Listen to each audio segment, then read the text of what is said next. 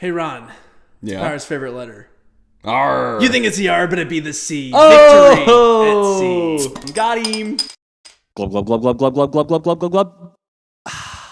You know what, crew? One of the things that I've learned through my couple years here at the BRC is that if you go to a bottle shop and you say, what you got behind the counter? They're going to give you something good. And that's what happened here. This isn't too rare, but at the same time, they didn't have it out for display. She pulled up a Victory at Sea, and it's an Imperial Porter made with vanilla and coffee. Imperial Porter. It's a stout. So a stout. Not quite. It's kind of like that Imperial Pale Ale, American Beauty. Mm-hmm. Blurs the line. Yeah. So I'm interested in seeing if Victory at Sea is worth the notoriety it has. Yeah, so let's take a sniff and see what it smells like. Jeez. Oh. That's not a good face. At first, it's so roasty. It is like smoky. But it almost smells like it's been lost at sea for a while. I gotta tell you, I don't want to be too harsh. I mean, this is like the harshest thing I could possibly say. Probably, it smells like garbage. It smells like. I know, that's what I'm saying. It smells a little rotten. It smells like old garbage. Listen, I've been seeing this beer online and people taking pictures and praising it. I wonder if something happened to our bottle based off the aroma alone, because this smells gross. I mean, yeah, I get some burnt kind of malt character. I get a little vanilla and maybe like some cinnamon, but at the same time, it's all underneath like a layer of feet. It's not good. Oh boy, that smells putrid. Downright dirty. And I smelled the glasses. I just cleaned these out and was like making sure that they weren't still, residue from our last beer. No, these smelled just like fresh water just a second ago. Sometimes aroma's not always the key factor. Sometimes they're a lot better tasting than they smell. Let's hope to God this is the case and it's not a Calto. Cheers. Ballast Point, you're walking the plank here. That's a relief. Because it is so much better tasting than it smells. I was talking about the roasted kind of burnt malt quality. That's very apparent. And a little bit of vanilla in there too. It's just a really deep, dark coffee ground tasting beer. Yeah, I get a little bit of like some like chocolate covered fruit, just very faintly.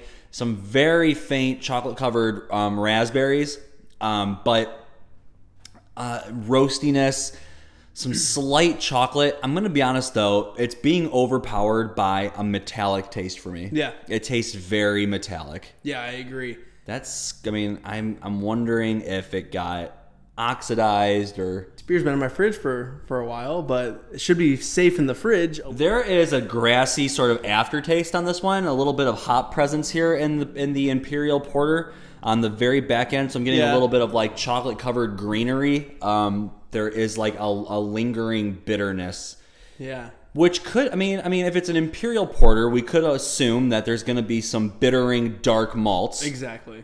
That's what I was just going to say. But that being said, I don't know. This one's not striking the perfect chord for me. Ron, are you ready for a rating? I think so. Okay. What are you going to give it? I have to believe that we have an off bottle, and I'm ready and willing for people to tell us, give it another go. Yeah. But as is the bottle that we have cracked here today, I'm giving it a 71. Okay. A 72. The lowest C I can muster up. It's pretty darn close to the D range. As I'm drinking it, it's becoming more and more tolerable, but not enjoyable for me. Yeah. I don't like what I'm tasting. But this bottle this day, I'm going to go 80. I'm going to go 10 points higher. I think it's a B minus. Generous. You grade on a curve. No, you know what it is? The aroma really kills it for me. I think the flavor on its own is not bad. I think the flavor's fairly decent. It's a little metallic, but it's fairly decent. But I think that aroma really kills it, and it really makes it almost a beer not worth drinking. If I don't breathe in while I drink, it tastes better. Well, that's all I'm saying. If you have to avoid part of staying alive to drink the beer, then you've gone too far. Well, please, guys, let us know in the comments below if we're wrong. Tell us what's so great about this beer. Maybe we got a bad bottle like we've alluded to. Maybe not, though. And until we read those comments, always remember. We're the Brew Review crew. We'll review a brew for you. Cheers. Cheers. I'm betting I'm going to have to give this one another shot.